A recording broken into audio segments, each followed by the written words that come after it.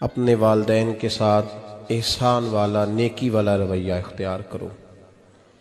اس آیہ مقدسہ پر بہت سارے لوگوں نے بہت کچھ کہا ہے، لیکن علامہ سید محمود آلوسی اندلسی رحمۃ اللہ علیہ نے فرمایا موبائل فون سائلنٹ کر دیں، اور یہ جو ویڈیو بناتے تھک جاتے ہیں دوست موبائل فون والے، یہ میرا خیال ہے ویڈیو والے بھائی سے ہی کوئی رابطہ شابطہ کر لیں تو تھکاوٹ نہیں ہوگی، بنی بنائی مل جائے گی۔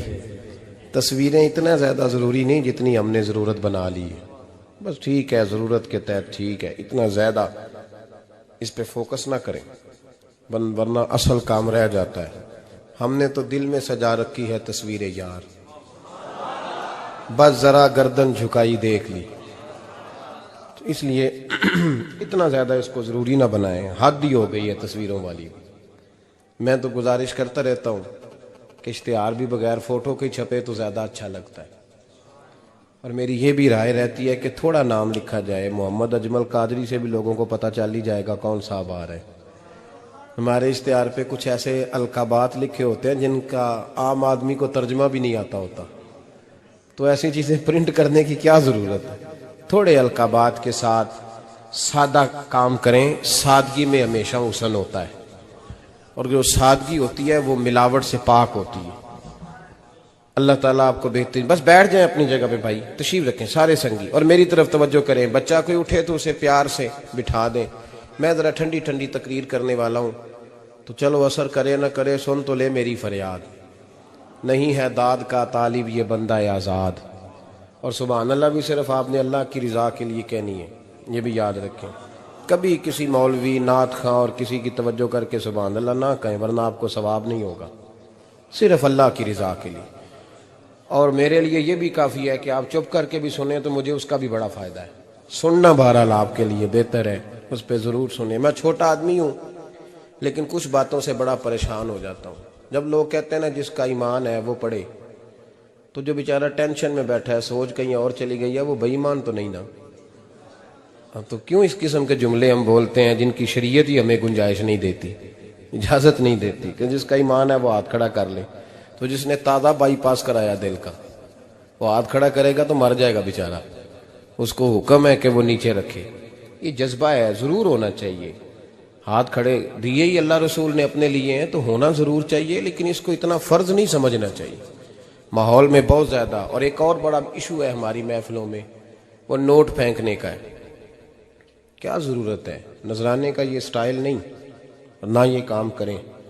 میلاد کی محفل میں آ کے بھی غریب آدمی پریشان رہتا ہے، وہ کہندا میرے کو دتھی ہوندی تے میں بھی اگے بہندا، لہذا پیچھے بو لوگ کے دتھی جو کوئی نہیں۔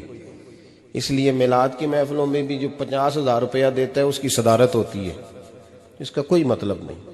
یہ جو اسٹیج ہے نا جس پہ آپ لوگ ہمیں دیکھ رہے ہیں، تو میرے جیسے لوگ آ گئے ہیں تو خرابی ہوئی ہے، ورنہ تو یہ پیر میرے علی شاہ کا اسٹیج ہے، ورنہ جو محدث اعظم مولانا سردار احمد صاحب کا اسٹیج ہے۔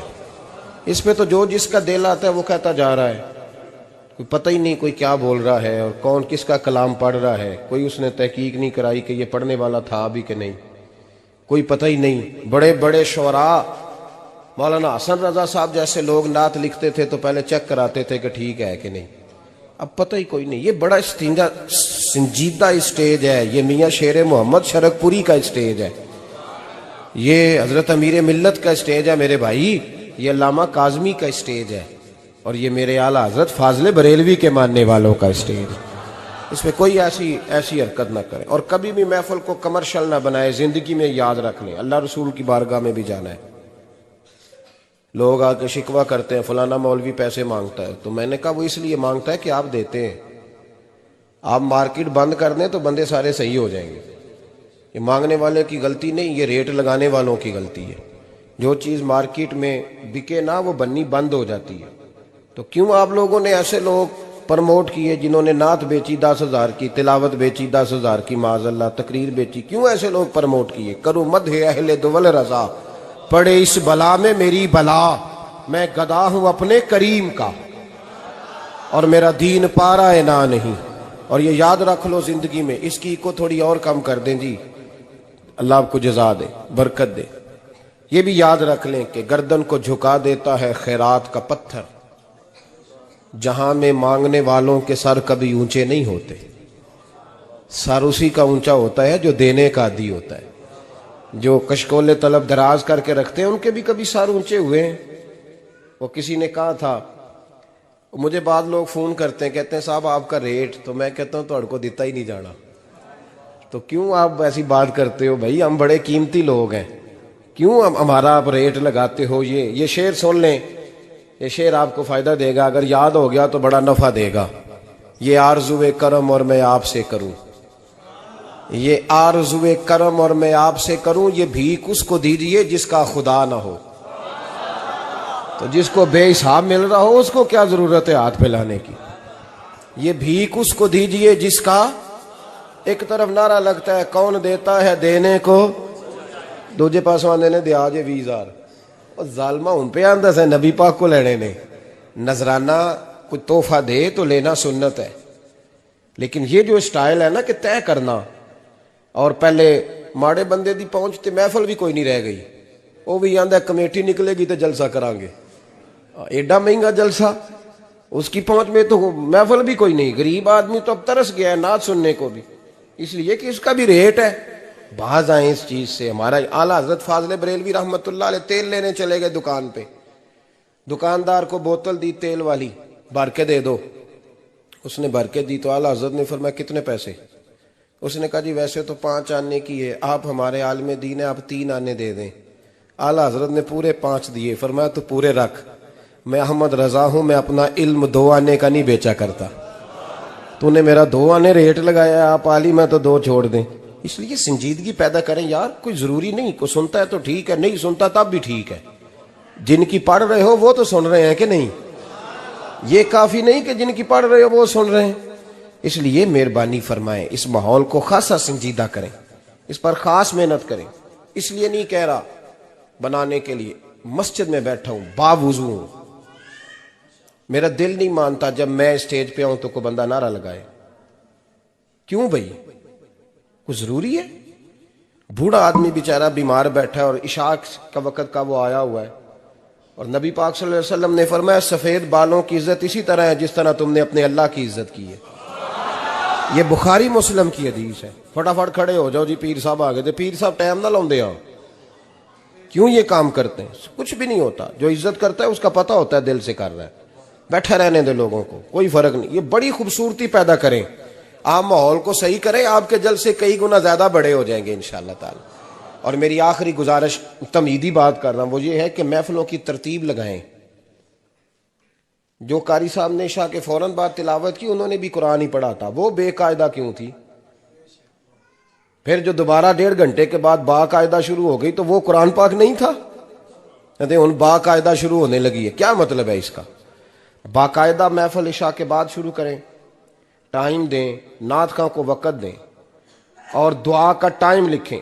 آپ میرے پاس کبھی آئیں، ہزاروں کا جلسہ ہوتا ہے ہمارا، لیکن ہم 1.5 گھنٹے سے زیادہ محفل کرنا مناسب ہی نہیں سمجھتے، اس لیے کہ اگر فجر سویرے تنگ ہو جائے تو ساری رات جلسے کا مقصد کیا ہوا؟ اور مختصر بات کریں گے خیر الکلام ما کلا ودلہ تو وہ بڑی بہترین رہے گی۔ سنجیدگی لائیں، تاکہ جس آدمی نے سویرے کام پہ جانا ہے وہ 10 کے آوے کہ میں چلا 8 بجے محفل شروع ہونی ہے تے لوگ 9:45 میں تھوڑے کول ہوواں گا انشاءاللہ، تاکہ باقی کا کام بھی کر لیں۔ یہ ماحول، یہ میں گزارشات کر رہا ہوں، اپیل کر رہا ہوں۔ چلے اللہ کرے میں بے عمل آدمی ہوں، میری زبان سے نکلی بات کسی پہ اثر کر جائے، یہ آپ سنجیدگی پیدا کر کے دیکھیں، انشاءاللہ یہ رش زیادہ ہو جائے گا آپ کے پاس اور برکت ہوگی اس بات کی۔ وَبِالْوَالِدَيْنِ احسانا، والدین کے ساتھ احسان کرو۔ علامہ سید محمود آلوسی اندلسی رحمۃ اللہ علیہ صاحب تفسیر روح المعانی فرماتے ہیں، آپ فرماتے ہیں اللہ کریم نے کہا والدین کے ساتھ احسان کرو، اس کا ترجمہ کیا ہے؟ آپ فرماتے ہیں اس کا مطلب یہ ہے کہ جتنی کوئی بندہ نیکی کرے اگر اس کے مطابق نیکی کر دی جائے تو وہ بدلہ ہوتی ہے، اور اگر تھوڑی بڑھا کے کی جائے تو وہ احسان ہوتی ہے۔ فرمایا رب کریم فرماتے ہیں اس طرح کرو، ذرا سوچ لو بچپن سے لے کر آخر تک جہاں تک تم موجود ہو تمہارے ماں باپ نے تمہارے ساتھ کیا کیا ہے، اگر اس سے بڑھا کے کرو گے تو اس کا مطلب ہے تم نے احسان کیا ہے۔ ماں باپ جو ہوتے ہیں نا، ٹھنڈی چھاؤں، میٹھی زندگی، ماں ان پڑھ بھی ہو نا تو کم از کم یونیورسٹی ہوتی ہے، اور باپ اگر بالکل انگوٹھا چھاپ بھی ہو نا، کسی کالج میں، مدرسے میں، ادارے میں نہ پڑھا ہو، تو بیٹے کے حق میں جن چیزوں کی ضرورت ہوتی ہے وہ ساری اللہ باپ کو عطا کر کے بھیجتا ہے۔ ماں باپ کو نا کچھ علم لدنی اللہ دیتا ہے کہ بچوں کے لیے کیسے آگے بڑھنا ہے۔ ماں باپ ایک حسن ہے معاشرے کا۔ رب تبارک و تعالیٰ کی دیکھیں نا، اللہ اکبر، دنیا میں کسی کی محبت جانچنی ہو نا تو محبت کی تمثیل دی جاتی ہے۔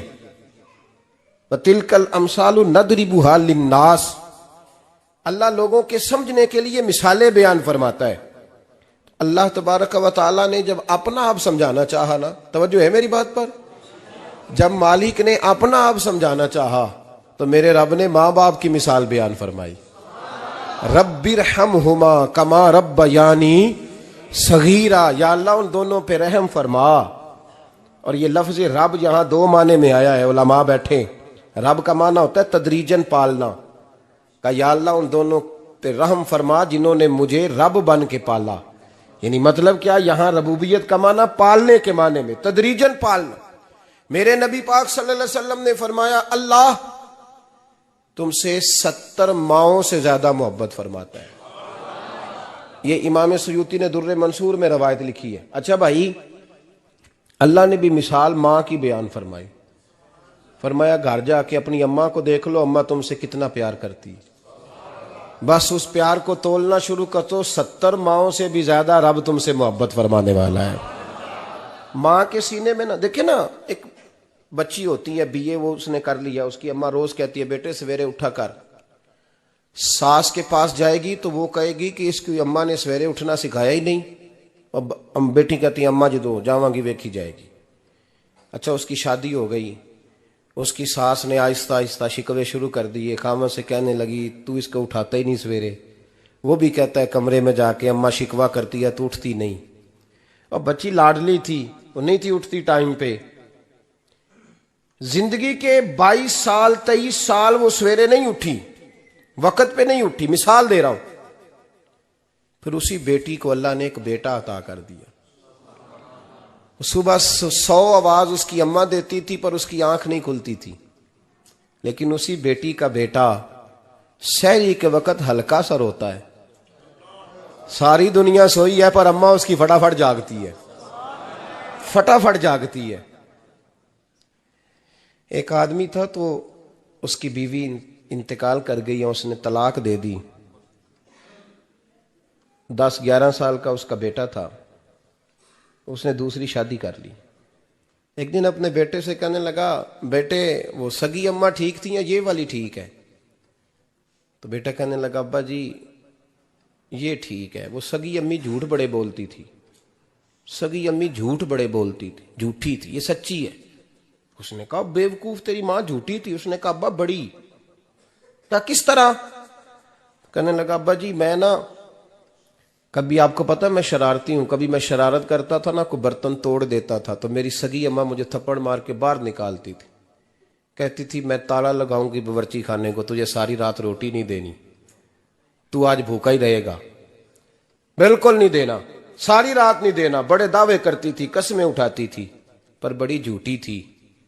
آدھا گھنٹہ بھی نہیں گزرتا تھا تو گلیوں میں مجھے ڈھونڈنے لگ جاتی تھی، ڈھونڈ کے لاتی تھی، ڈھونڈ کے، اور لا کے نا تو غلطی میری ہوتی تھی، رونا میری اماں شروع کر دیتی تھی، وے اوے مینوں نہ ستایا کر وے پترا۔ پھر میری مرضی کا کھانا مجھے پکا کے دیتی تھی، میری مرضی کا، اور پھر میری اماں مجھے تحفہ بھی دیتی تھی۔ ابا جی وہ جھوٹی تھی، پہلے کہہ رہی تھی ساری رات نہیں دینا، اب آدھا گھنٹہ۔ یہ بڑی سچی ہے جواب بھائی ہے، میں شرارت کرتا ہوں تو تھپڑ مار کے نکال دیتی ہے، کہتی ہے روٹی نہیں دینی، پھر میں ساری رات رو کے گزارتا ہوں پر نہیں دیتی۔ یہ سچی ہے، وہ جھوٹی تھی۔ تو ماں کے درد کو کیا سمجھے؟ بچے تو کہتے ہیں اماں نے ہمیں قید کر دیا، اماں کہتی ہے میری مرضی سے کھاؤ، اور تجھے نہیں پتا اس نے قید نہیں کیا، وہ تم سے پیار بڑا سچا کرتی، اور بڑا سچا پیار کرتی ہے تیرے ساتھ، بڑا سچا۔ بیٹا برگر کھا کے آ جاتا ہے، اماں کہتی ہے روٹی کھا لے، کہتا ہے نہیں آپ نے بینگن پکائے ہوئے ہیں میں نے نہیں کھانے، تو اماں منتیں کرتی ہے، کہتی ہے چل توں دس کی کھانا ہے، तेनू सेवियां ना बना दियां, फटाफट दाल पक जाएगी, क्या खाएगा? वो अब्बा जी मेरी तरह करीब से कहते हैं छड़ पर, भूख लगेगी तो आप ही खा लेगा। लेकिन अम्मा कहती है इसने रोटी ना खाई तो मुझे नींद नहीं आएगी। तो इस दर्द को समझना, मैं गुलाम हूं एक आस्ताने का, और मैं समझता हूं जो किसी का मुरीद ही नहीं, उस पर तो साया ही नहीं, उसे चाहिए किसी बुजुर्ग का साया हासिल करे। लेकिन भाई ये बात भी बड़ी सच्ची है कि मेरे जैसे पीर के हाथ में 5,000 रुपया नजराना दो ना, पीर साहब दुआ करना, तो पीर साहब ने दुआ पक्की याद की हुई है सबके लिए, रट्टी रटाई, अल्लाह खैर करे, अल्लाह भला करे, और सबके लिए रट्टा लगाया हुआ है। और अम्मा को बेटा वैसे ही कह जाए, वैसे ही, अम्मा मैं इंटरव्यू देने जा रहा हूं, जरा दुआ करना, वो बीबियां मंगा के दुआए तंजीना पढ़ाना शुरू कर देती है, और सारी सारी रात मुसल्ले पे बैठी। इस दर्द को समझना। और भाई बड़ा वेल ड्रेस बेटा होता है, वेल ड्रेस नौजवान, वो 18,000 का जोड़ा पहनता है, 7,000 का जूता खरीदता है, वो कीमती किस्म की घड़ी इस्तेमाल करता है, लेकिन उसी बच्चे के जब अपने बच्चे होते हैं ना, तो बीबी को कहता है ये ले 10,000 रुपया, बच्चों के कपड़े खरीद ले, मेरे सही है, अभी कल ही तो खरीदे थे। और बाप, और तू समझा ही नहीं यार, 30 साल बाप ने जवानी सारी सऊदी अरब को दे दी, लेकिन तेरा ख्याल रखा। मैं ऐसे लोगों को जानता हूं जिन्होंने 30-30 साल परदेश में कंबल नहीं बदला, और जहां गए थे तो एक कंबल खरीदा था, फिर बदला नहीं। तू माँ बाप के बारे में, और यहां बच्चे हिसाब करते फिरते हैं, भाई तो पिछले महीने भी 5,000 दिता सी, तुसी पैसे ना कर दे की हो, मां बाप से हिसाब करता है तू। तिरमिजी शरीफ के लफ्ज है, एक सहाबी ने आके अर्ज की, या रसूल अल्लाह पैसे विरासत के नहीं, मेरे अब्बा जी ने नहीं दिए मुझे, और मैंने खुद मेहनत करके कमाए, अब मेरा अब्बा मुझसे पैसे मांगता है तो क्या करूं, और मेरे हैं, मैंने कमाए हैं, अब्बा जी ने नहीं दिए, विरासत नहीं, हिस्सा नहीं मिला। हुजूर मेरा अब्बा मांगता है तो मेरे लिए हुक्म क्या है? तो नबी पाक ने फरमाया, क्या कहा तुमने, पैसे तेरे हैं? कहा हुजूर हाँ। तो फरमाया अब्बा किसका है?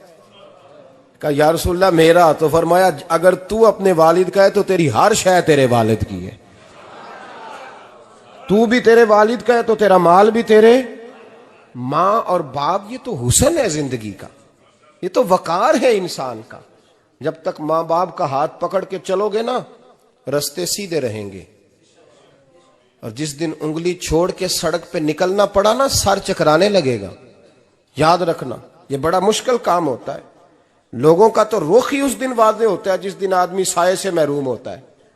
अम्मा तो कमरे में पड़ी हो ना, औरंगजेब आलमगीर की मां फौत हो गई, 350 कमरा था महल का, और अम्मा 12 साल टांगों से माजूर रही औरंगजेब आलमगीर की। अम्मा 12 साल कमरे से निकल नहीं सकी, साथ ही वाशरूम था या जो भी उस दौर में तरीका था। औरंगजेब जब महल में आते थे तो फिर भी सीधे अम्मा के पास जाते थे, और जब वापस निकलते थे फिर भी अम्मा के साथ। औरंगजेब की मां का जनाजा उठा तो औरंगजेब ने रोना शुरू किया। फिर सालों बीत गए पर उसके आंसू खुश्क नहीं होते थे।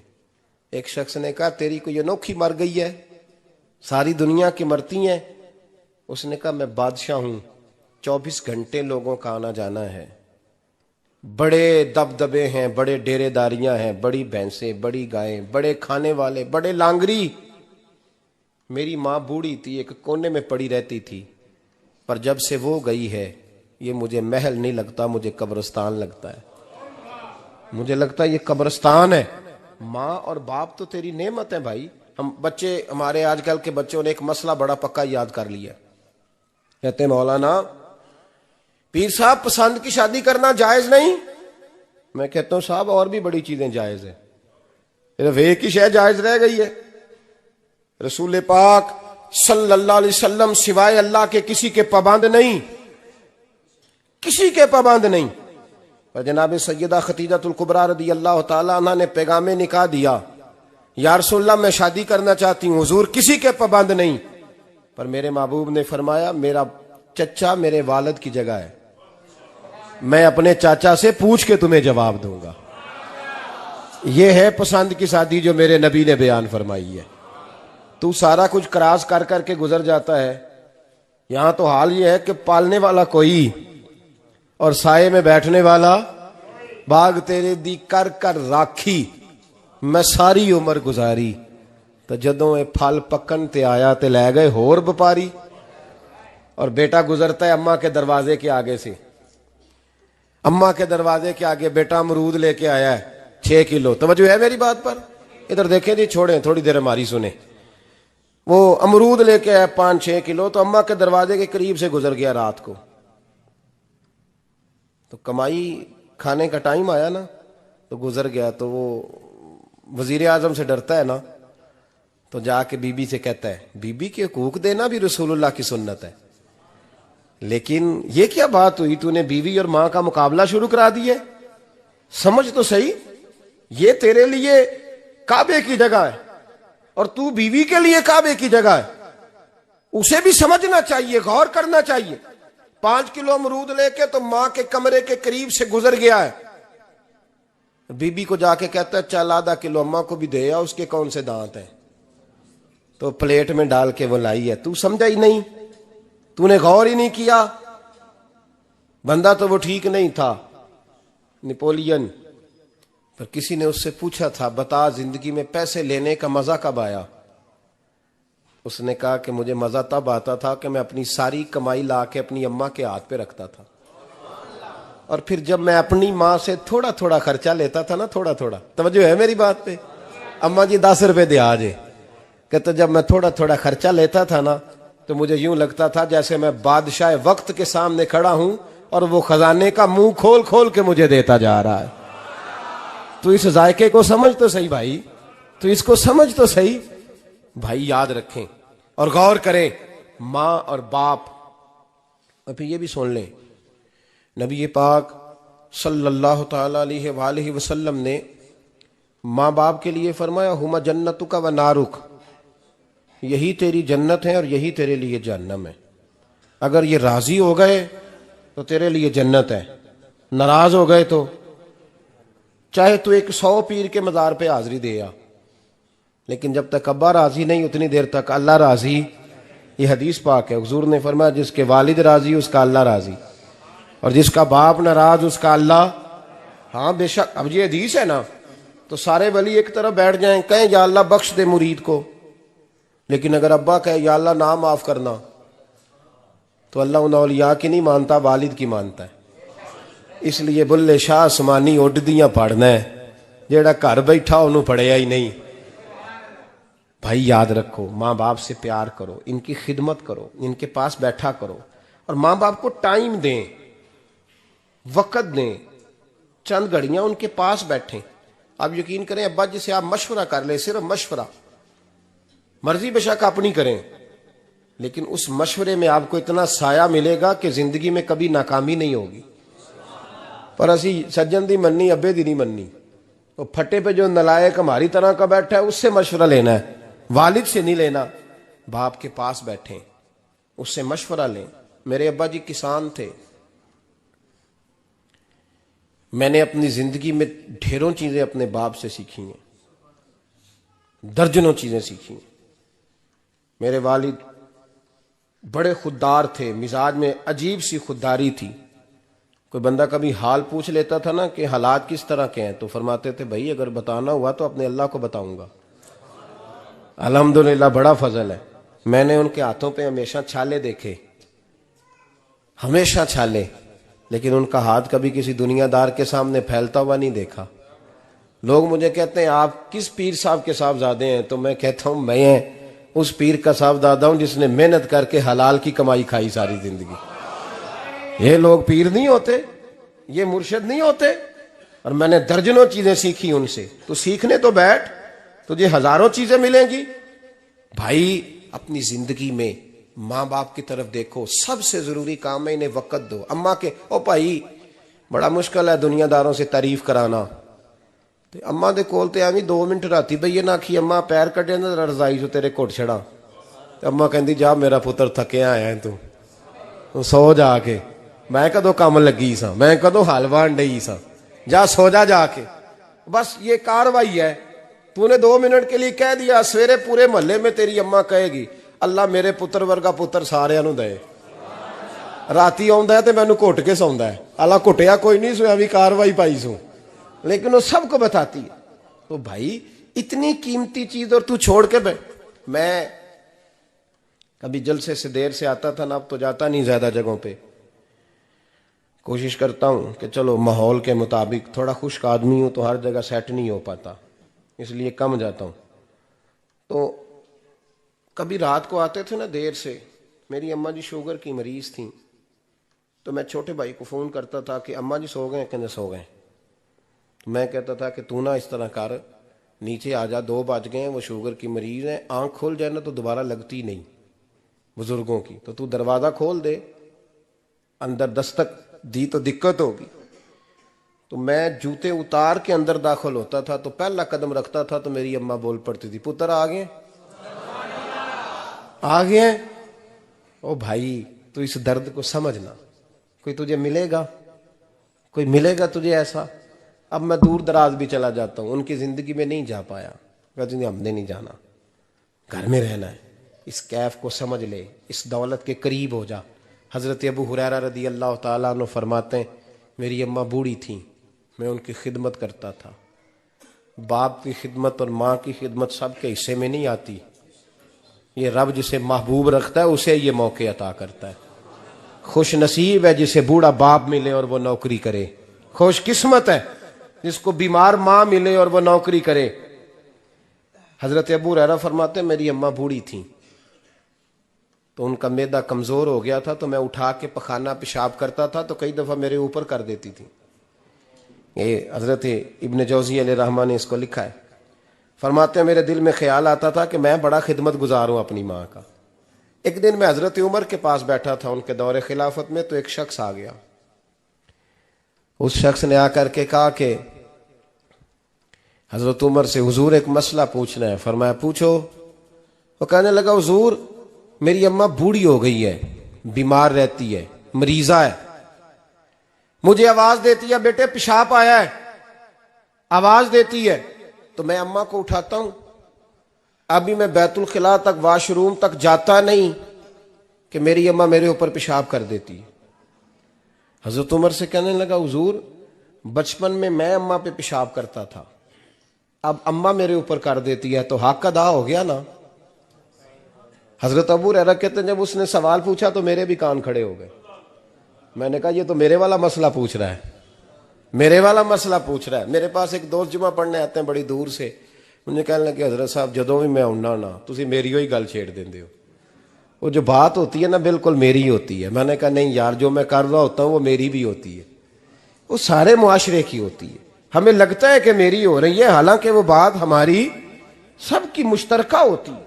سن لیں اور یاد رکھ لیں. حضرت ابو ہریرہ فرماتے ہیں میرے کان کھڑے ہو گئے. میں نے کہا اس نے تو میری بات پوچھنی شروع کر دی. حضرت فاروق اعظم سے کہنے لگا حضور بچپن میں اماں پہ پیشاب کرتا تھا، وہ میرے اوپر کر دیتی ہے تو حق ادا ہو گیا. حضرت عمر کہنے لگے نہیں کوئی نہیں ہوا.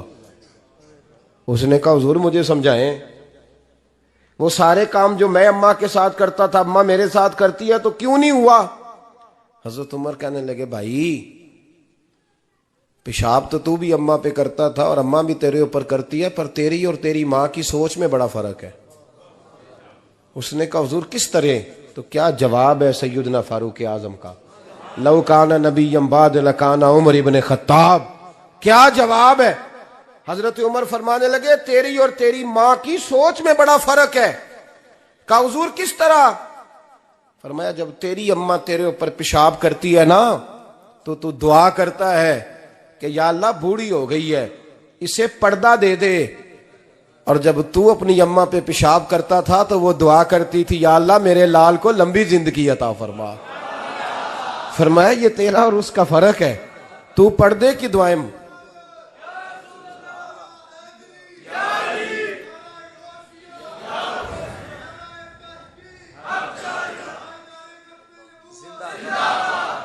سنے عزیزو، کہا جب تیری اور تیری ماں کی سوچ میں، اور نبی پاک صلی اللہ علیہ وسلم نے فرمایا ہے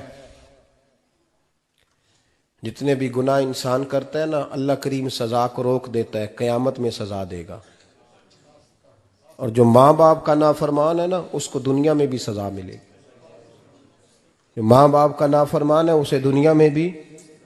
آپ یقین کریں بچے تھوڑا سا پڑ جاتے ہیں بیچارے تو ماں باپ سے کہتے ہیں ابا جی تسی پرانے دور دے ہو تانوں کی پتا ہوئے اور تجھے پتہ ہی نہیں بھائی تجھے خبر ہی نہیں یہ پرانے دور کے نہیں تو بیوقوفوں کے دور کا ہے تو سمجھ یہ کوئی تعلیم ہے اکبر الہآبادی نے کہا تھا ہم ایسی لاکھوں کتابیں قابل ضبطی سمجھتے ہیں ضبط کرنے کو دل کرتا ہے ہم ایسی لاکھوں کتابیں قابل ضبطی سمجھتے ہیں جن کو پڑھ کے بیٹے باپ کو خبتی سمجھتے ہیں بات ہے کرنے والی ماں اور باپ اتنا بڑا درجہ ہے اور بھائی سن لو اور اس بات کو یاد رکھنا دنیا میں سیابی ہونے سے بڑی ولایت کوئی نہیں سارے ولی غوث کتب ابدال مل کے بھی سیابی کے قدموں کی خاک تک کو نہیں پہنچ سکتے لیکن حضرت اویس کرنی سیابی نہیں بن سکے صرف اپنی اماں کی وجہ سے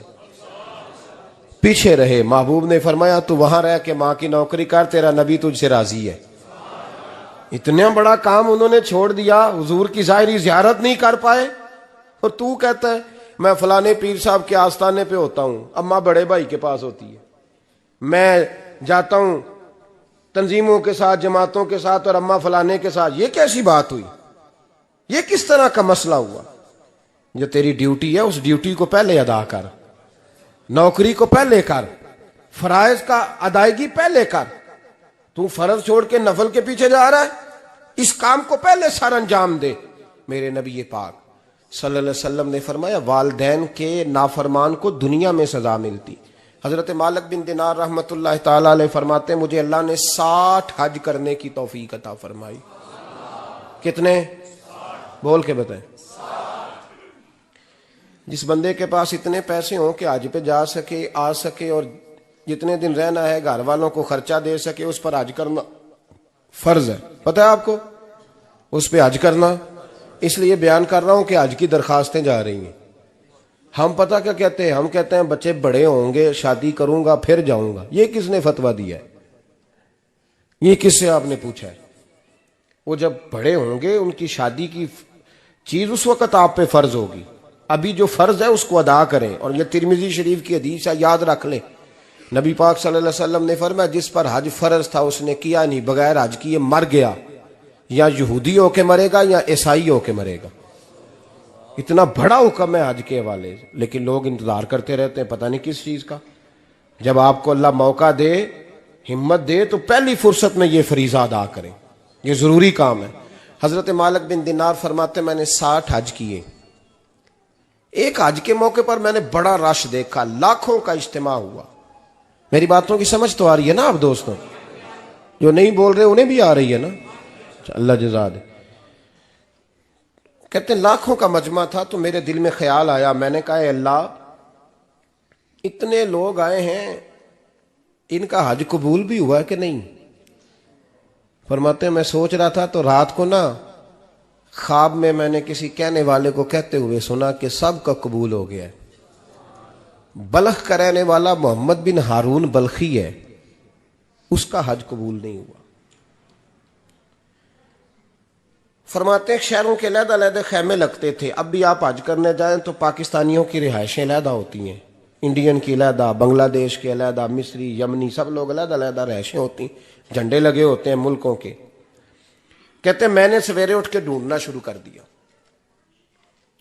ڈھونڈتا ہوں وہ بندہ ملے کہتے ہیں جہاں بلخ شہر کے لوگ رہتے تھے وہاں چلا گیا تو میں نے لوگوں سے پوچھا تم میں محمد بن ہارون بلخی کون ہے لوگ کہنے لگے وہ تو بڑا نیک آدمی ہے پرہیزگار ہے بڑے بولے بھالے بڑے اللہ والے ریاض آپ کو بس ہم ہی جانتے ہیں وہ تو بڑا نیک ہے پرہیزگار آدمی میں نے کہا اچھا کہاں ہے انہوں نے کہا پہاڑ کے پیچھے اس نے خیمہ لگایا ہوا ہے ساری رات عبادت کرتا ہے سارا دن روزہ رکھتا ہے قائم اللیل ہے صائم الدہر ہے کیا بات فرماتے ہیں میں ان لوگوں کی بات سن کے حیران ہو گیا کہ مجھے کیا بتایا گیا یہ کیا کہہ رہے ہیں فرماتے ہیں میں پہاڑ کے پیچھے گیا حضرت مالک بن دینار علیہ رحمہ فرماتے ہیں جب میں وہاں پہنچا تو میں نے اس شخص کو مصلی پہ بیٹھے دیکھا کثرت عبادت کے آثار اس کے وجود پر نظر آ رہے تھے سیدھا بازو اس کا کٹا ہوا تھا فرماتے 2 رکعتیں مکمل کر کے نا میں نے اسے السلام علیکم کہا تو مجھے کہنے لگا وعلیکم السلام آپ مالک بن دینار ہیں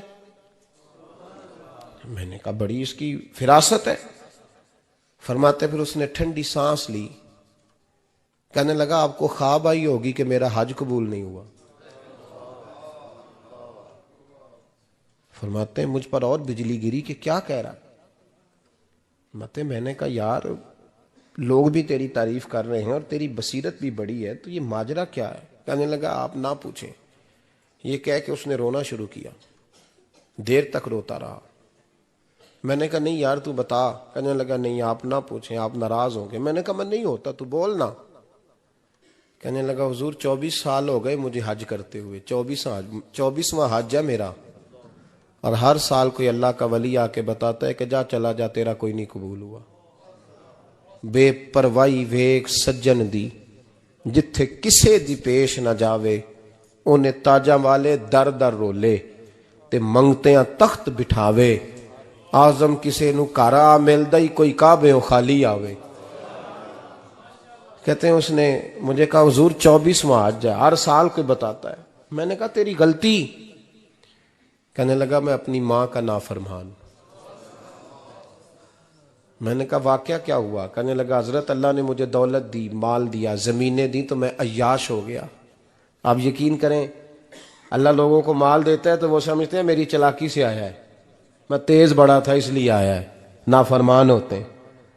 لیکن جو رب لینا جانتا ہے دینا جانتا ہے وہ لینا بھی. وارث شاہ مان کری نہ وارثاں دا, رب بے وارثہ کر کے مار دائی. لوگ بڑے سمارٹ بن جاتے ہیں, ان کی گفتگو میں بڑا تکبر ہوتا ہے, ان کے نگاہوں کے انداز میں بڑے, وہ کہتے ہیں اوہ سب لوگ بیوقوف ہیں صرف میں سیاںا ہوں, کام جو صحیح چل رہا ہے. او بھائی 1 منٹ لگتا ہے انسان کو بادشاہ سے فقیر ہونے میں. ایک امام مالک رحمت اللہ علیہ بیٹھے تھے, تو ہارون رشید آپ سے کہنے لگا امام ابو مالک سے, حضرت بتائیں اس وقت اللہ کیا کر رہا ہے؟ آپ فرمانے لگے یار تو بڑے موٹے دماغ کا ہے, کس طرح کے سوال پوچھتا ہے؟ بادشاہ تھا نا. کہا نہیں آپ بتائیں. تو امام مالک فرمانے لگے تو تخت پہ بیٹھ کے سوال پوچھتا رہتا ہے اور میں نیچے بیٹھ کے جواب دیتا رہتا ہوں, نیچے آ پھر بتاتا ہوں. اس نے کہا جناب بتائیں. فرمانے لگے تو سوالی ہے نا, تو تو نیچے بیٹھ اور میں اوپر بیٹھتا ہوں. کہ جناب آ جائیں. ہارون رشید نیچے آ گیا, امام مالک تخت پہ بیٹھ گئے. فرمانے لگے اب بتا کیا پوچھ رہا تھا؟ کہنے لگا حضور پوچھا تھا اللہ اس وقت کیا کر رہا ہے. فرمانے لگے رب اس وقت تجھے سمجھا رہا ہے کہ اس تخت پہ تکبر نہ کرنا, 1 منٹ لگتا ہے میں تجھے اٹھا کے مالک کو بٹھا دیا کرتا ہوں. یہ تجھے سمجھا رہا ہے, لہٰذا اس سمجھ پہ قائم رہنا, تکبر نہ کرنا, 1 ہی تو منٹ لگتا ہے, یہ تجھے سمجھا رہا ہے. تو وہ شخص کہنے لگا محمد بن ہارون بلخی امام مالک بن دینار سے کہ حضور بڑی دولت تھی تو میں عیاش ہو گیا تھا. رمضان کا مہینہ تھا, اماں تندور میں روٹیاں لگا رہی تھی, میں شراب پی کے گھر آ گیا. ہمارے ہاں یہ بھی فیشن ہے نا, اب مہندی والے دن چودھری صاحب کے ڈیرے پہ جوان شراب پیتے ہیں, تو پوچھتے ہیں حاجی صاحب آپ تو حاجی بھی ہیں, تو ڈیرے پہ منڈے کیا کرتے رہے؟ کہتے میں ڈیرے تے تھا مینوں نہیں پتا, وہ کار لگے سن. حاجی صاحب آپ کو سارا پتا ہے, اور اللہ آپ سے پوچھ لے گا. یہاں تو کوئی آدمی چپ کر جائے گا آپ کے قلوں کی وجہ سے, لیکن عرش کے مالک کو بھی تو جواب دینا ہے کہ نہیں. کیا طریقہ ہے دیکھیں نا, کل والے دن محفل اور مہندی والے دن اللہ سے صرف دکھوں کا رشتہ ہے, رسول اللہ سے صرف غموں کا رشتہ ہے. اگر تو نے ڈھول ڈمکا شور شرابہ کیا ہے شادی والے دن, تو کل والے دن بھی بجا, تیرا پتہ چلے. جنازے پہ بھی بجا. کیا تماشا ہے؟ مذہب صرف رسم ہے, ضرورت ہے. کوئی مر گیا تو قرآن پاک کھول لو, باقی جو مرضی کرو. حج بھی کیتی جاندے ہو, لہو بھی پیتی جاندے ہو, کھو کے مال یتیماں دا پیج مسیتی جاندے ہو, پھٹ دلاں دے سیندے نہیں, ٹوپیاں سیتی جاندے ہو, نفس تے چھری پھیر دے نہیں, بکرے کیتی جاندے ہو, فرض پلائی بیٹھے ہو, نفلا نیتی جاندے ہو. او دسو تے سی بلے نو اے کی کچھ کیتی جاندے ہو, او دسو تے سی بلے شاہ نو کی کچھ کیتی جاندے ہو. کوئی طریقہ ہے؟ کول شریف پہ مولوی صاحب تشریف لائیے گا, ابا جی کے کول ہیں, تو میں تو کہتا ہوں بجا نہ بینڈ باجے والا آج بھی, تیرا پتہ چلے کہ یہ دو کام کیسے ہوتے ہیں. تو کس طرح 2 کشتیوں کا سمجھ نہیں آتی بات کی. میں تو جاتا ہی نہیں بینڈ باجے والی شادی پہ, میں کہتا ہوں جن کو مردی پڑھا لو نے کہا, ہم سے نہیں 2 کام ہوتے. اللہ روزی دینے والا ہے. ایک ہی کرتے ہیں, دو رنگی چھوڑ کے یک رنگ ہو جا, سراسر موم ہو جا یا سنگ ہو جا, موج کرو.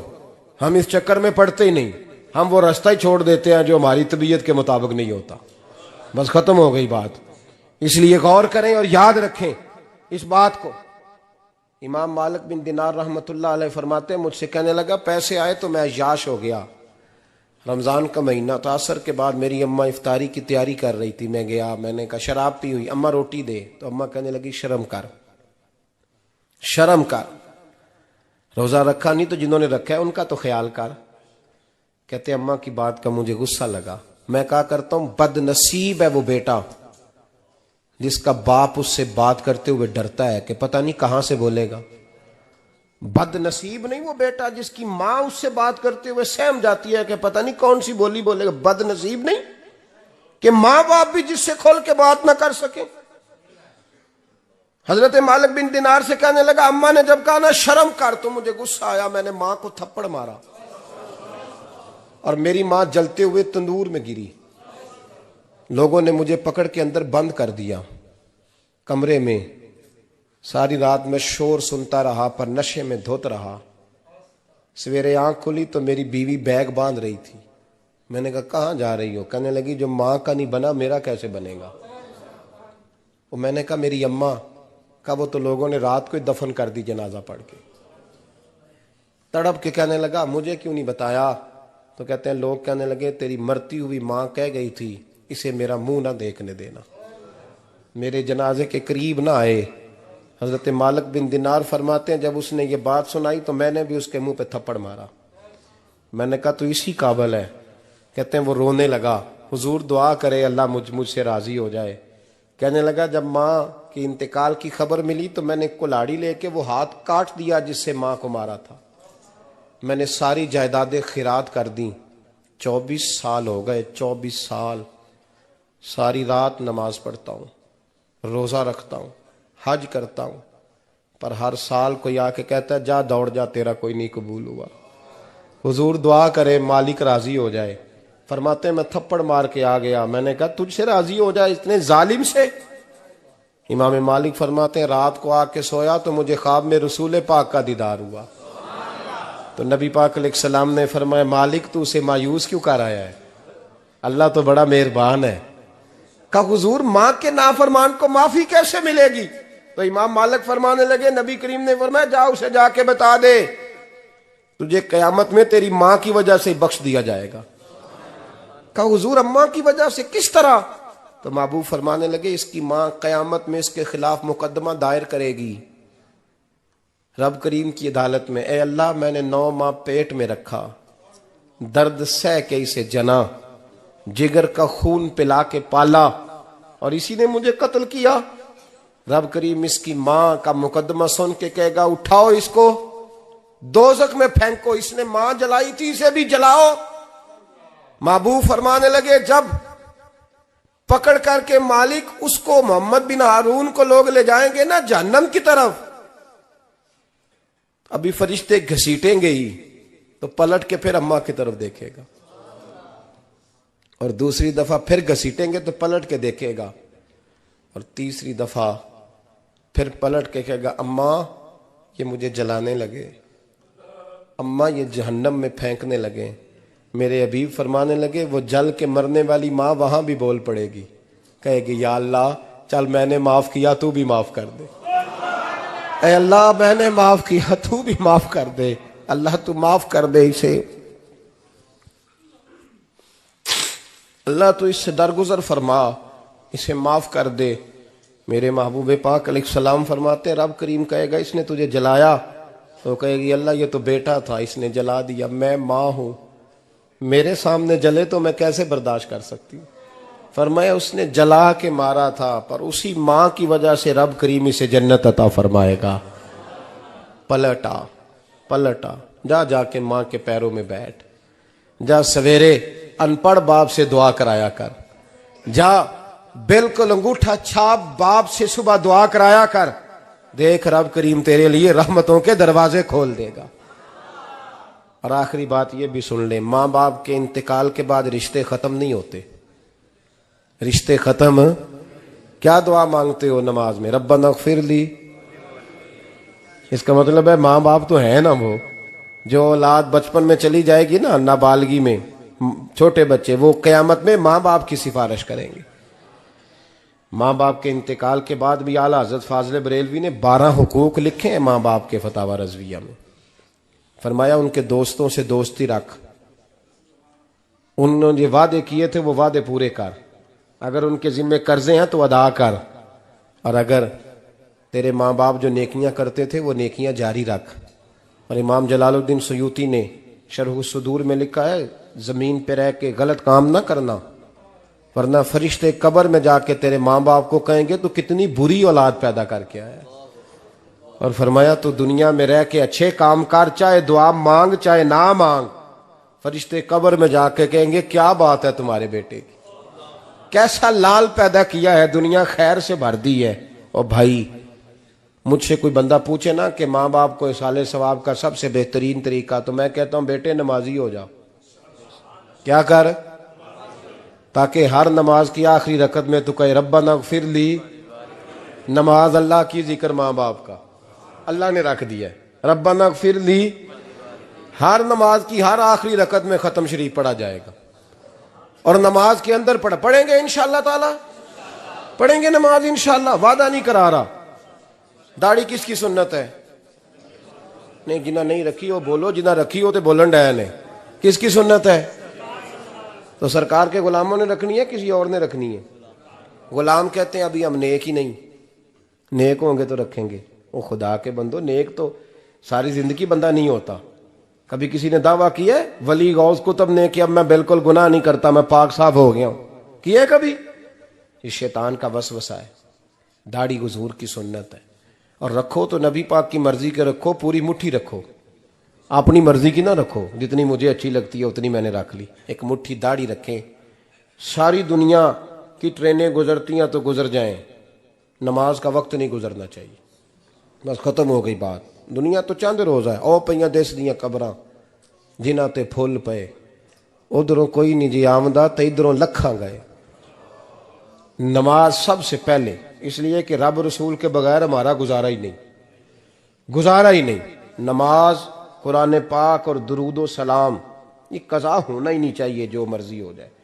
اور ساتھ ساتھ سنت اور شریعت کا لحاظ کرنا سیکھیں. اور میری اپیل یہ ہے، ہر عمارت پہ غلاف نہیں چڑھتا، صرف خانہ کعبہ پہ چڑھتا ہے. ہر کتاب کا غلاف نہیں ہوتا، صرف قرآن پاک کا ہوتا ہے. ہر بی بی کا پردہ نہیں ہوتا، صرف مسلمان عورت کا ہوتا ہے. جو چیزیں پردوں میں ہوتی ہیں نا وہ مقدس ہوتی ہیں. اور بھائی ٹافی سے بھی ریپر اتار دو تو مکھیاں بیٹھنے لگتی ہیں. تو جو بی بی پہ پردہ ہوگی اس پہ بری نظریں نہیں جمیں گی. ڈیوٹی ہے آپ کی، بیٹیوں کو پردہ کرائیں، بہنوں کو پردہ کرائیں، ماؤں کو گزارش کریں. پردہ حسن ہے مسلمان کا. جس گھر میں پردہ رہتا ہے اس گھر میں اللہ کے فرشتے رحمت نازل فرماتے ہیں. یہ کوئی فیشن، کوئی طریقہ، کوئی مطلب ہی نہیں ان چیزوں کا. با پردہ کریں اپنے گھروں کو. دعا کرتا ہوں اللہ تبارک و تعالی میری اس حاضری کو قبول فرمائے. اللہ آپ سب کا آنا قبول فرمائے. اور جو کچھ میں نے کہا اللہ تبارک و تعالی ہمارے دلوں میں، ہماری روحوں میں اس جذبے کو جاگزی فرمائے. آخر دعوانا اللہ سلامت رکھے. اب کافی نہیں ہو گیا کام؟ اللہ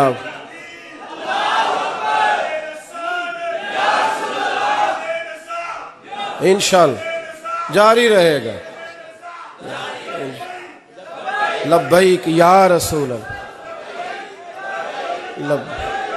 بارک اللہ تعالی. سنیں جی، ایک بات کرنے کو سامنے کہا ہے، میں کر دیتا ہوں.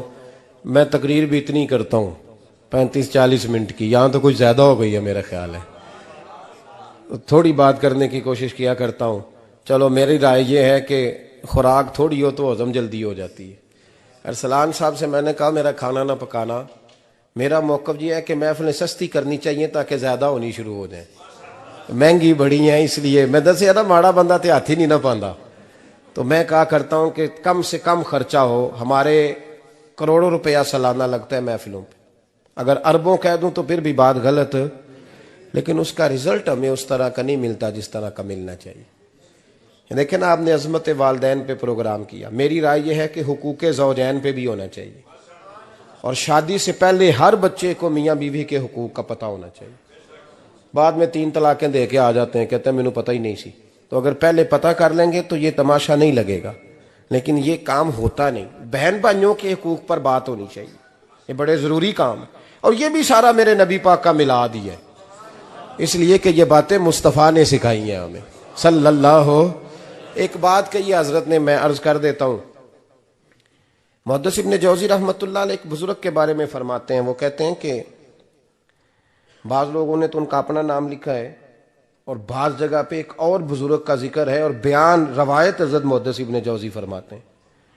وہ کہتے ہیں کہ میں گھر میں کوئی کام کرانا تھا، کام ہوتے ہیں نا چھوٹے موٹے گھر میں، تو فرماتے ہیں میں مزدور لینے گیا بغداد میں، چوکوں پہ مزدور ساری عمر کا مزدور ہی ہے نا بیچارہ، امیر تو امیر تر ہوتا جا رہا ہے اور غریب غریب تر ہو رہا ہے۔ ہمارے تو پیر بھی لوگوں کو کہہ رہے ہیں فقیر ہو جاؤ، خود امیر ہوتے جاتے، خود روز بروز امیر ہو رہے ہیں، دنیا کو کہہ رہے ہیں فقیر ہو جاؤ۔ تم بھی تو تھوڑا فقر اختیار کرو نا بھائی، جو درس دے رہے ہو، اللہ ماشاءاللہ، سب کی بات نہیں کرتا۔ فرماتے ہیں کہ میں نا مزدور لینے گیا، بغداد کے چوک میں مزدور بیٹھے ہوتے تھے، تو میری ان مزدوروں میں سے نا ایک نوجوان بچے پہ نظر پڑی، بڑا کمزور سا وجود تھا، لیکن چہرے پر عبادت کا نشان تھا، ماتھا بتاتا تھا کہ نماز کا بڑا خیال رکھتا ہے۔ میں اس کے قریب گیا، چہرے بھی بڑا کچھ بتاتے ہیں نا، چہروں میں بھی بڑی رانائی ہوتی ہے۔ فرماتے ہیں میں قریب گیا، میں نے اس کو کہا بیٹے مزدوری کرو گے؟ تو کہنے لگا مزدوروں میں بیٹھا ہوں تو حضور مزدوری کے لیے ہی تو بیٹھا ہوں۔ تو میں نے کہا کہ چلو پھر، کہنے لگا نہیں میری کچھ شرطیں۔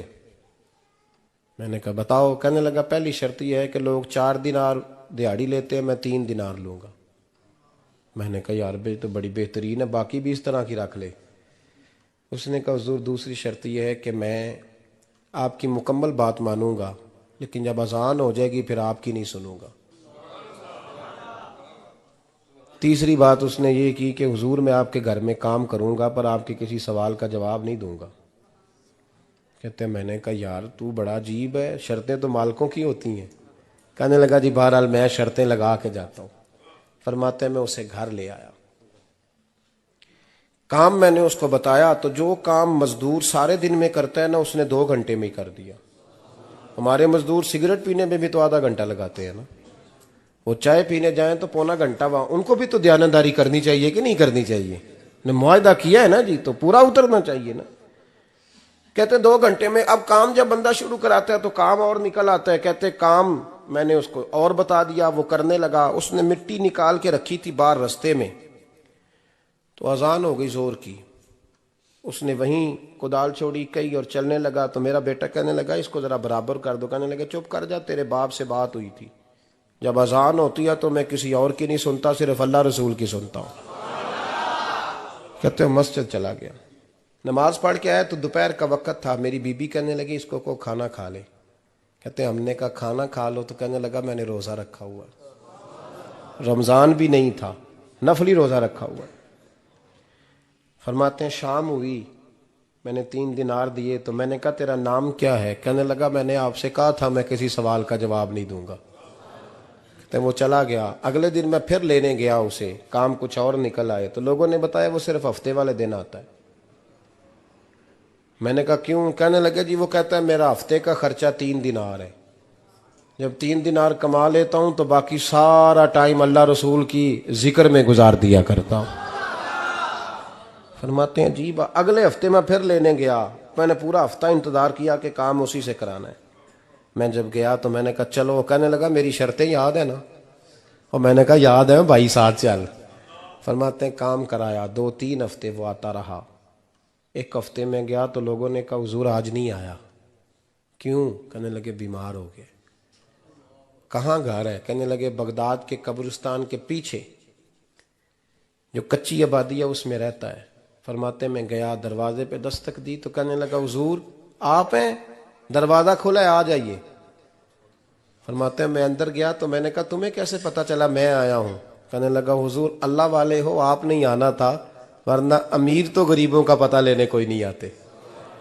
کہتے ہیں میں قریب گیا تو کہنے لگا میں آپ کا انتظار کر رہا تھا، تیز بخار ہے، تپ رہا۔ جیب سے کچھ پیسے نکالے، کہنے لگا یہ پیسے رکھ لیں۔ ایک انگوٹھی نکالی، کہنے لگا حضور آج رات کو میرا انتقال ہو جائے گا، ان پیسوں کا کفن خرید کے صبح جنازہ پڑھ کے مجھے دفن کر دینا، اور جب دفن کرو تو یہ انگوٹھی لے کے عصر کے بعد ہارون رشید کے پاس جانا،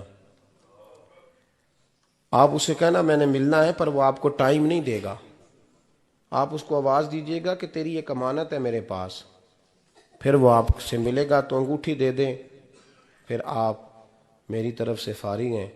حضرت فرمانے لگے تیرا نام؟ اور کہنے لگا حضور وقت تھوڑا ہے، آج رات میں نے جانا ہے، بڑی لمبی معافی مانگنی ہے رب کریم سے، اگر مناسب سمجھے تو مجھے اپنے رب سے تنہائی کرنے دے۔ فرماتے ہیں میں آ گیا اور اس کی باتوں نے مجھے ساری رات سونے نہیں دیا۔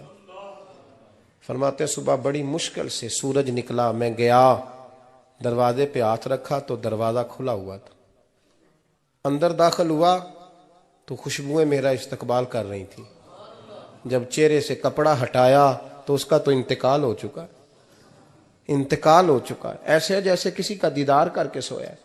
کہتے میں تو 2 آدمی لے گیا تھا جنازے پہ، پر پتہ نہیں دنیا کدھر کدھر سے آئی، کہاں کہاں سے، اکھاں جدو میٹیاں زمانہ مینو روے گا، اپنا تے اپنا بیگانہ مینو روے گا، اپنا تے اپنا۔ اور میاں صاحب نے کہا تھا بعد مرن دے مکھڑا میرا ہو جاوے جے تازہ، پھر سمجھ لینا محبوب میرے نے آن پڑیا جنازہ۔ اور کسی اردو کے شاعر نے کہا تھا میرے مرنے پہ ہر سو شور مچ جائے گا دیکھو گے، اللہ کو میرے مرنے پہ ہر سو شور مچ جائے گا دیکھو گے، کہنے الوداع سرکار خود تشریف لائیں گے۔ فرماتے ہیں میں تو 2 بندے لے گیا تھا پر پتہ نہیں مخلوق کہاں کہاں سے آئی، جنازہ پڑا، دفن کیا۔ ہارون رشید کے پاس میں عصر کے بعد گیا، میں نے بلانا چاہا پر بادشاہ تھا، میری طرف دیکھا ہی نہیں۔ میں نے اس کو کہا تیری ایک امانت میرے پاس ہے۔ فرماتے ہیں وہ مجھے کونے پہ لے گیا، کیا بات ہے؟ کمرے میں بلایا، میں نے انگوٹھی دی، ہارون رشید تو چیخے مارنے لگا، کہنے لگا انگوٹھی والا کہاں ہے؟ میں نے کہا وہ تو انتقال کر گیا۔ کہنے لگا مجھے قبر پہ لے چل۔ کہتے میں قبر پہ لایا تو وہ لیٹ گیا، تڑپ کے رونے لگا۔ میں نے کہا میرا کلیجہ پھٹ جائے گا، نہ اس نے کچھ بتایا نہ تو نے بتایا، یہ کون تھا؟ تو ہارون رشید کہنے لگا یہ میرا بیٹا تھا۔ میں نے کہا تیرا بیٹا اور مزدور؟ کہنے لگا حضور یہ حضرت داؤد تائی کے پاس بیٹھا کرتا تھا، ان کا مرید تھا، مجھے روز کہتا تھا ابا تو نے بڑی دنیا کٹھی کر لی ہے، مرتے وقت تجھ سے ٹانگیں سمیٹی نہیں جائیں گی، اتنا حساب نہیں تو دے سکے گا۔ میں اس کو سمجھا دیتا، اس کی اماں سمجھا دیتی، یہ روز ہمیں کہتا چھوڑ دو آ جاؤ اللہ رسول کی بارگاہ میں جھک جائیں، ہم سمجھ۔ ایک دن یہ چلا گیا، کہنے لگا پھر تمہارا رستہ اور ہے اور میرا رستہ اور ہے۔ یہ سونے کی انگوٹھی غلطی سے اس کے پاس رہ گئی تھی، غلطی سے ہیرے کی انگوٹھی چلی گئی۔ کہنے لگا دیکھو میرے بیٹے نے آج وہ بھی واپس کر دی ہے۔ پھر تڑپ کے کہنے لگا ہارون رشید تھا تو یہ میرا بیٹا پر میرا مرشد نکلا، میرا پیر نکلا۔ بھائی زندگی تو بڑی تھوڑی ہے نا۔ باوا صاحب نے کہا تھا اٹھ فریدہ ستیا، اور داڑھی آ گیا پور، اگا نیڑے آ گیا پچھا رہ گیا دور، اٹھ فریدہ ستیا خلقت ویکھن جا، متے کوئی مل جائی بخشیا تے تم ہی بخشیا جا۔ اٹھ فریدہ ستیا چاڑو دے مسیت، تو ستیں رب جاگدا تیری ڈاڈے نال پریت۔ میرا رب ہمیں بھی اپنی بارگاہ میں قبول فرمائے۔ آخر دعوانا ان الحمدللہ۔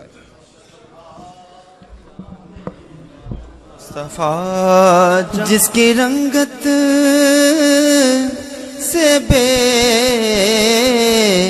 رنگ رنگے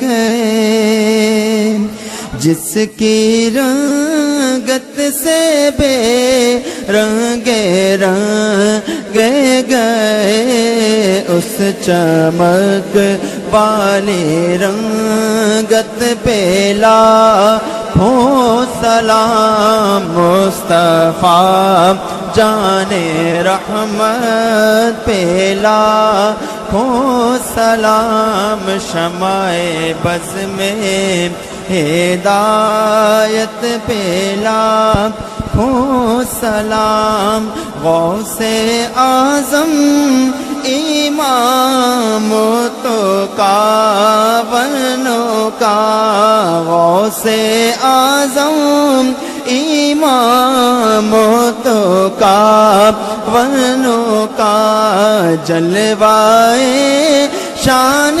قدرت پہ لاکھوں سلام جن کا منبر بنی گردن اولیاء جن کا منبر بنی گردن اولیاء اس قدم کی کرامت پہ لاکھوں سلام مصطفیٰ جان رحمت پہ لاکھوں سلام شمع بز میں ہدایت پہ لاکھوں کاش محشر میں جب ان کی آمد ہو اور بھیجے سب ان کی شوکت پہ لاکھوں سلام مصطفیٰ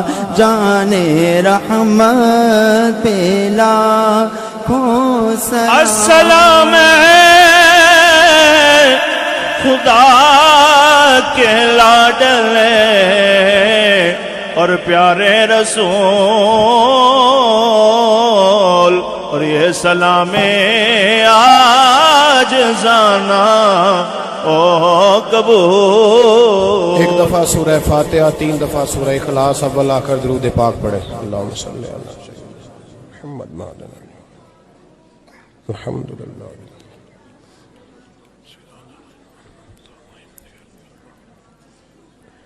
قل هو اللہ احد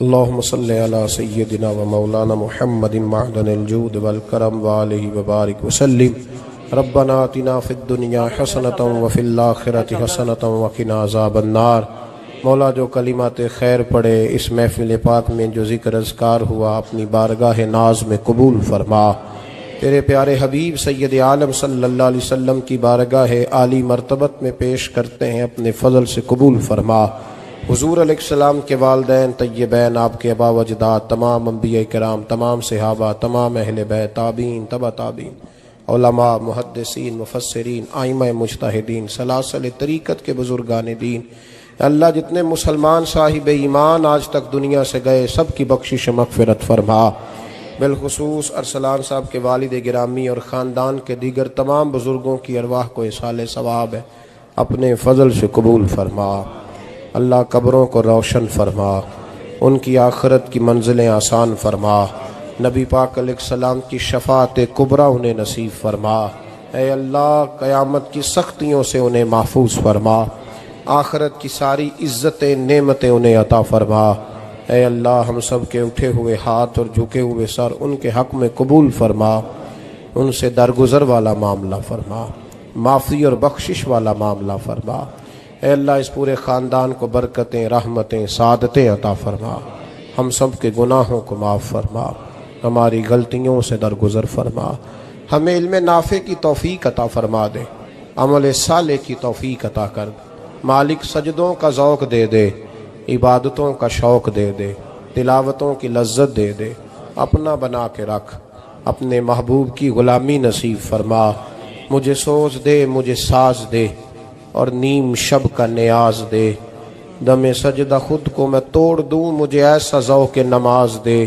میں تیری بہار کا پھول ہوں، میں کھلا بھی ہوں تو تیرے لیے، مجھے میری شاخ سے توڑ لے، مجھے اپنی زلف کا ناز دے، تڑپنے پھڑکنے کی توفیق دے، دل مرتضیٰ سوز صدیق دے۔ اے اللہ عالم اسلام کے حق میں رحمت کے فیصلے فرما، برما کے مجبوروں کی مدد فرما، کشمیر اور فلسطین کے مظلوموں کی مدد فرما، پاکستان کو استحکام اور نظام مصطفیٰ صلی اللہ علیہ وسلم کی ٹھنڈی چھاؤں عطا فرما۔ قرب و جوار سے جتنے دوست بھی آئے ہیں سب کی دلی مرادیں پوری فرما۔ اے اللہ بیماروں کو شفا دے دے، مقروضوں کو قرضوں سے رہا کر دے، تنگ دستوں کو فراخی رزق عطا فرما دے۔ رب اغفر وارحم وانت خیر الراحمین۔ اللہم انا